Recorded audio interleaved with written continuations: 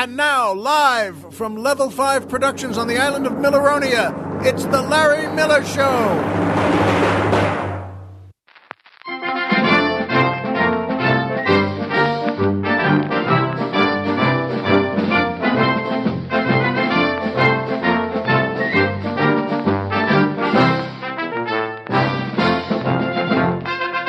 Good evening, Mr. and Mrs. America, and everyone who always wanted to play Santa Claus.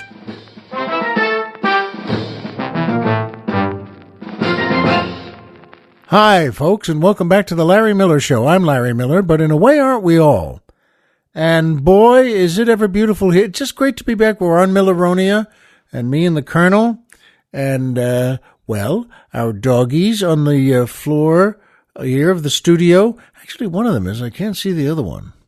But she's off and just relaxing or killing something. But you know what? For her, that's relaxing. And in any case, it's just beautiful here and a great day. I feel so calm and terrific and rested on Milleronia. And, well, I admit, the music here for the show helps that. I love it. Colonel Jeff loves it. And, of course, that's the Walter Matthau Orchestra and the Roberta, not Robertha, in 2A dancers featuring boy tenor Don Riley asking the musical question, how come the teacher says write this down, but a cop writes you up? Good one, Don. Smart and funny. Yeah. Write you up. Write you down. Write this down. Is it because your notebook in class is on your desk or below you, so technically you write things down? But even though the cop is standing and you're in your car, he's still looking down at his pad when he writes you up. And, folks, I'll be honest. Well, I'm always honest with you, but neither I nor Colonel Jeff knows where write you up comes from. I looked it up. Hey, there's another up. I looked it up on the internet, but it didn't have anything clarifying there. I know the phrase rile me up, but I don't know where that comes from either. It's a dandy question, Don, but I don't know. One of our doggies, I mentioned, of course, Ozzy, is on the floor here in the studio, and I just asked him, but he doesn't know either. On the positive side, he's having a great nap. And let's be honest, that's pretty good. Oh, and by the way, last week I mentioned my wife and I meeting two fine folks on our plane back home, and they were Steve and his lovely wife Roberta. And the thing is, though, I pronounced it Robertha. So she wrote us a lovely note saying thanks and hi, but she said it's Roberta. So I wanted to make it official and say Roberta. Hi, Roberta, and send a fine hello to your husband, Streeth. And, no, of course, that's just Steve, just being silly. And by Amazon. Yay! Still one of my favorite companies in the world, and not just because they send us a percentage of everything you order, and even if it is, so what? Money is good. That's right. If we had a motto, it could be that. Money is good. And in any case, Amazon is a terrific place. You can get anything in the world you want there. Anything you can imagine, except, of course, an actual Amazon. You can't do that. They won't send you that. But if they do, let us know. If your doorbell rings and you open it and there's just a beautiful, tall, 6'6", muscular and tough woman there with muscles and a big smile, call us and let us know, because we'll be over pretty fast. I mean, let me just promise you that. We'll be over very fast. And, we'll let you know everything about that. Remember, I never lie. I'm always right and I never lie. I used to say that would be a good motto. If you had a family crest, I'm always right and I never lie. So go to Amazon. You can get there 100 different ways on your computer, on your iPhone, whatever you want, but don't do that. Let us take you there. And go to our website, LarryMillerPodcast.com. Who's on the Mountain? Tom Mix. This has been a Filmways presentation. God bless her. Donna Douglas, who played Ellie Mae on the Beverly Hillbillies, was a terrific actress and just, well, beautiful, and played such a great character. They all were terrific. But just to hear her voice, this has been a Filmways presentation. Ah, good for you, Donna. And we have a banner that says Amazon. Click that, and we'll take you right there. Click our banner and go lie down in your lazy boy lounge chair.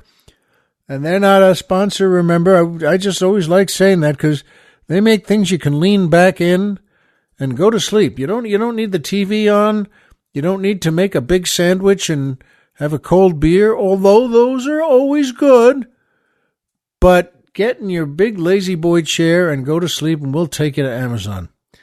And you'll be glad you called, and so will we. And that brings me to my favorite part of the show, the joke of the week. And this is pretty good. We like, the Colonel and I both like this one. There's a guy in the hospital, and he's in his bed there, and he's in his room, and the doctor comes in and looks a little sad, and the guy says, "What's wrong, doctor? You don't look happy. You look a little low." And the doctor says to him, "Well, to be honest, your tests aren't going well, and I think you may be in serious trouble here, and I think it may not end well for you." And, I'm sorry, wait a minute. And the doctor says, "Well, I've got some good news and some bad news for you." And the patient says, "Well, give me the bad news first." And the doctor says, "It looks like we're going to have to amputate both your feet, below the ankles, but both of them." And the patient, "Oh, well, that's horrible. What could the good news possibly be?" And the doctor says, "Oh, the patient in the next room wants to buy your slippers." That's pretty good, because, see, he won't need them. We like that. We like that one. And by the way, it was sent in by a listener, Roger McNichols. So thanks, Roger. Good joke. Keep it going, folks. If you like the joke, remember, I've said this often, but I mean it every time. Tell others, your friends, people at work, your family, loved ones, anyone you like. A good joke should be alive forever. And that brings me to my second favorite part of the show, the Poetry Corner.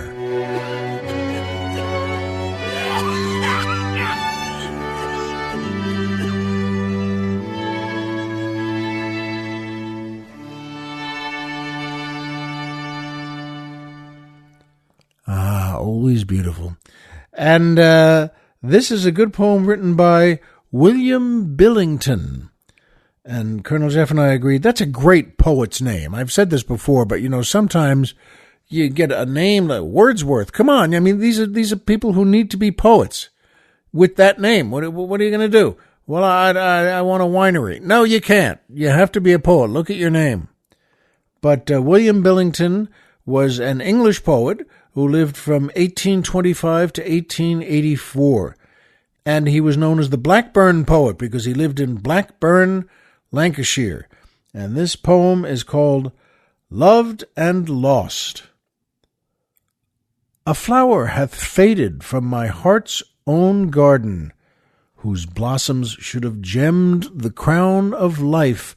Alas for me, hope's golden day was marred in its purpling dawn with richest promise rife. Hence have I felt that weariness of soul, which time no more can cure than reason can control. A star hath fallen from its dazzling zenith, and dark eclipse hath dimmed the orb of time. Alas for me! Bliss bloomed awhile, and then with a sudden clash was heard the death knell chime. My lamp of love was blown out in the dark, and helm and compass torn from being's storm-lashed bark. The present is a waste of desolation. The future seems a sunless gulf of gloom. The past, a glory gleaming constellation, whose lustre will but light me to the tomb. Since fate hath ferried over death's dark sea that sainted soul who should have walked this world with me. Well, that's lovely and sad. That's a good title, Loved and Lost.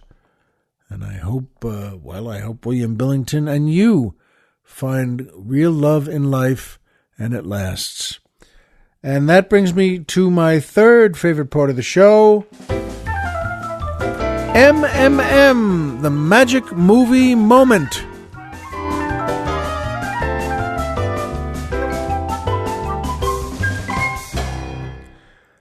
This is a terrific movie. It's been a long time since I've seen it, and the same with Colonel Jeff.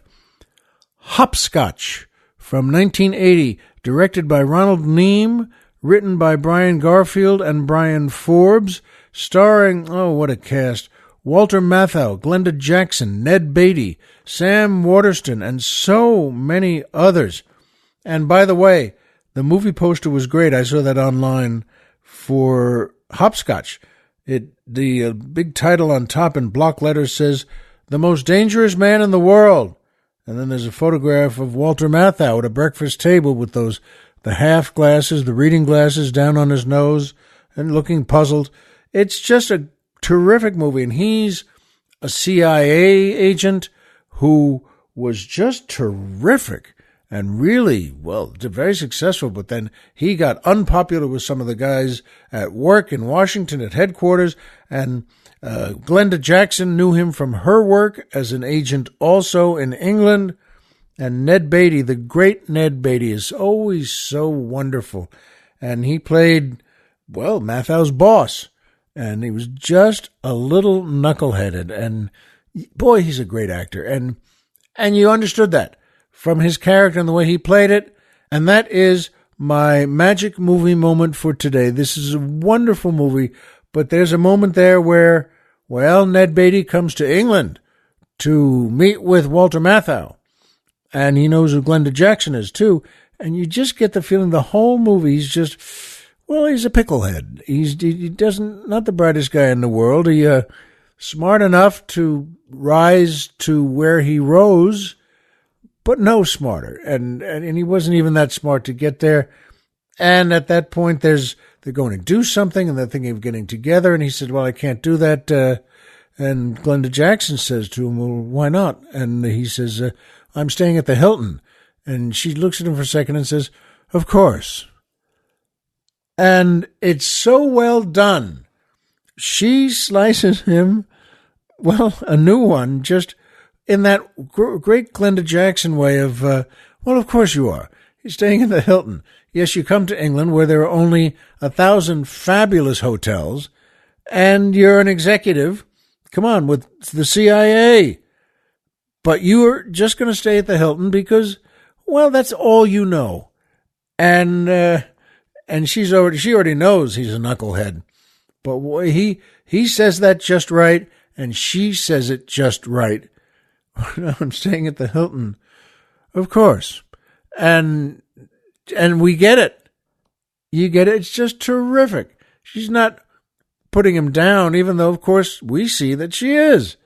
But it's just a nice light touch, a terrific moment, and a great magic movie moment. And you know what, folks?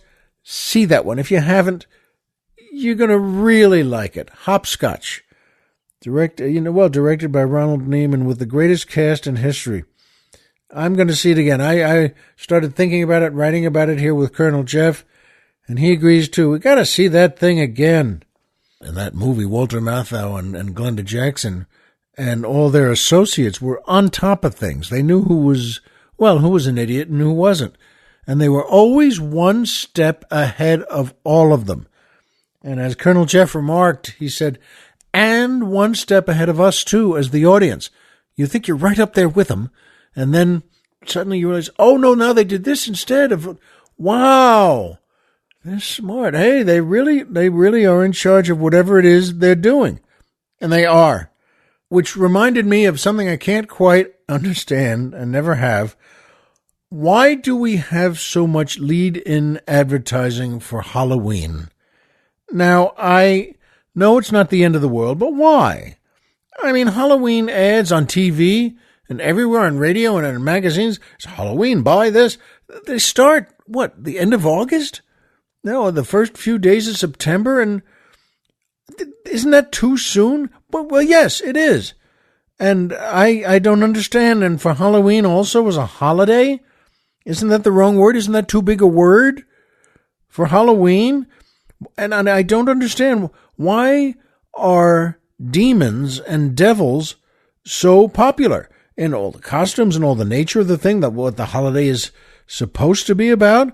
I know there's a tradition, and I think it comes from Ireland, but a tradition where, sure, all the people in villages and with farms would get on that day, thought that evil was coming in from the earth, and they felt that by dressing up as something to show the demons and to show the devil, they weren't afraid. I think it's over with that. I don't like demons. I don't like devils. I don't like being afraid. And when I was a kid, I loved Halloween. Who didn't love Halloween? But we were always dressed as Superman, Batman, Flash, Aquaman, Wonder Woman. I mean, they were always superheroes. What's wrong with heroes fighting bad guys? I didn't understand it then, and I don't understand it now. We all just went out alone in our neighborhoods with our, brown grocery store bags and in our uniforms. And this was on Long Island, by the way. And so on October 31st, it was getting pretty cold. So we still had to wear our winter coats over the costume, whatever you were, like a princess, if you're a girl or something, or Cinderella. And even though we were superheroes, wanted to look like we were fighting bad guys, well, no, you don't. And all the masks were always, you weren't making elaborate things. You just got a mask like from the grocery store where they were 19 cents a piece, and they were masked like a Lone Ranger mask. I could have dressed as the Lone Ranger too. That would have been great. But you know what? And the winter coat, we all just went out alone in our neighborhoods without our parents, by the way, and there didn't seem to be any giant danger, and just, send the kids out. 2 or 3 kids in each little group. And, plus, in school at that time, so we're in first grade, second grade, third grade, fourth, elementary school, the teachers all gave us UNICEF boxes that the United Nations sent over. These were in the shape of small milk containers, and they were orange with blue print, and every one of us held the thing out for a penny at every house. So the bag for candy in one hand and the UNICEF carton in the other. And then we all gave it into school the next morning, all those pennies. And we all thought we were helping folks with nothing to eat somewhere in the world. But even then, even in like second or third grade, we kind of had a feeling that we were just all shoveling more money to the corrupt goofballs at the United Nations. And we just never really felt that good about it. But we still did it because, you had the container and the teacher gave them to you. It seemed official, but I think it's still the same kind of thing. After just an hour or so of dragging the brown shopping bag from house to house, we all thought that was about it and went home. And that was about it, and it was time to go home. And we got a ton of candy, and I want to underline this. No apples, okay? Stop that at Halloween. No apples.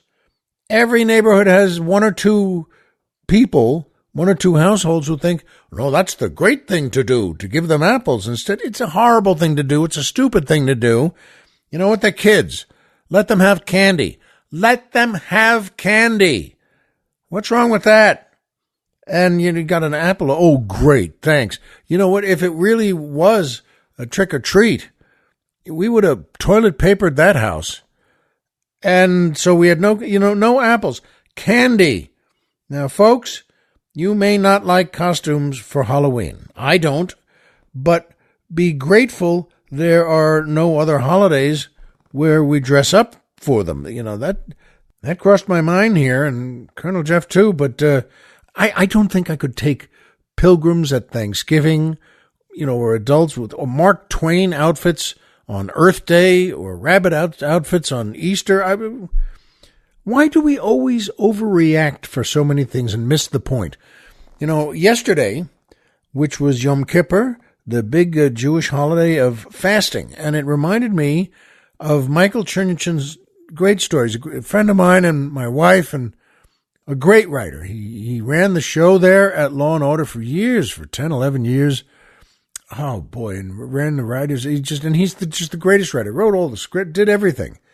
And Chernyshyn told me once, we're friends, and he went to school at Dartmouth, which, as you know, is a great school. It's not only an Ivy League school, but Dartmouth, and used to be Dartmouth College. Now it's Dartmouth University.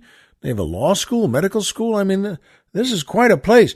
And he told me that on Yom Kippur, the school put out in the mess hall bagels and matzah, which,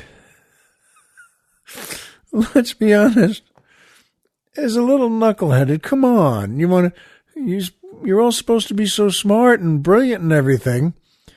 Well, it's a fast day. You don't eat, and you think just those two in particular show something, help something, do something. You know what? It's good to laugh at these things, though. My favorite is still oh boy, this was 5 or 6 years ago. Jack in the Box had a new breakfast item: ham and cheese on a bagel. Now, I swear, folks, I swear, I still don't know whether that's a giant step forward or the dumbest thing I've ever heard in my life. And again, it's folks on a committee and a company. Hey, how about this? Okay, all right, just don't try so hard. You know what? It's a little too silly. My friend Mike Cain, God bless him, he's passed on now, but a great comedian and a great actor and writer. And Mike used to wear, we're all from New York, and he used to wear a Santa costume at Macy's every Christmas for it was about 2 weeks, and it was a good part-time job for a young comedian. And Mike was always great at these things, but he every year, and then the one year he'd leave his apartment. We lived on the same block after a while there on his 85th Street on the east side in Manhattan, just a few blocks away from the comic strip where we worked. And Mike would put on his Santa outfit and leave the apartment and go down the block to 2nd Avenue, which is a downtown street. You can catch the bus there and get to the Crosstown bus line, either on 72nd Street or something like that, and on the way to Macy's, which is down in the Broadway show area. And he's walking along in his Santa outfit, just barely got onto 2nd Avenue, and a guy leans out of a bar. It's Drake Strum, in fact, and just says, "Hey, Santa, come on in. I want to buy you a drink." And Mike's a friendly guy. All right. And he walks into Drake Strum in his full Santa outfit and has a drink there. Just one. Had a shot of Jameson and a pint of Guinness. They always had good pints there. He says, "Thank you, fellas. All right, Merry Christmas to everyone." "Hey, Santa, okay, yeah. And he walked back out onto 2nd Avenue and, headed down to the bus. And just a few stores away, it's New York. There are bars all over the place. Someone else leans out and goes, "Hey, Santa, come on in. I'll buy you a drink." Now, he does this again. Folks, he walked between 85th Street and 79th Street with a crosstown. Whew. Folks, it sounds like, it doesn't sound like much. It says, that's only 6 blocks. Yeah, but it's 73 bars. And every bar he passed, someone else, Another guy opened the door. Hi, Santa, come on in, buy a drink. And he did. And by the time he got to Macy's that day, he was loaded. I mean, he was gone. And you would be too. He'd had so much, so I'd be too. So would Colonel Jeff. So he got there, and he was always a very popular Santa. He was smart and funny, and he loved kids, and they loved him. But he's drunk, and I mean really drunk. And, well, the boss there said to him, he said, Mike, I can't have you do this. I got to fire you. You know, you can't come in like this. You're loaded. And Mike was a great guy. He didn't get angry. He just said something or other. But he was gone at that point. But you know what? If you're going to be Santa at Christmas, just be a good Santa. If you're going to be anything on Halloween, just be a hero. And if there's any other holiday of the year, well, sure, you know what? Instead of rushing to Halloween and starting the advertisements 3 weeks, 5 weeks, 10 weeks before, you know what? Pick another holiday. We have lots of holidays that could use some advertising. July 4th, Memorial Day, Veterans Day, which I still call Armistice Day. You know what? Let's advertise those a little and dress up any way you want for that. I know it and you know it, but we know the same things. Homer is Homer and Pluto is a planet. So remember, folks, as always, if you walked out of bed today and had a job to go to and a home to come back to and someone there who cares about you, folks, the game's over and you've won, no matter what costume you're wearing. Be well, and we'll see you here next time.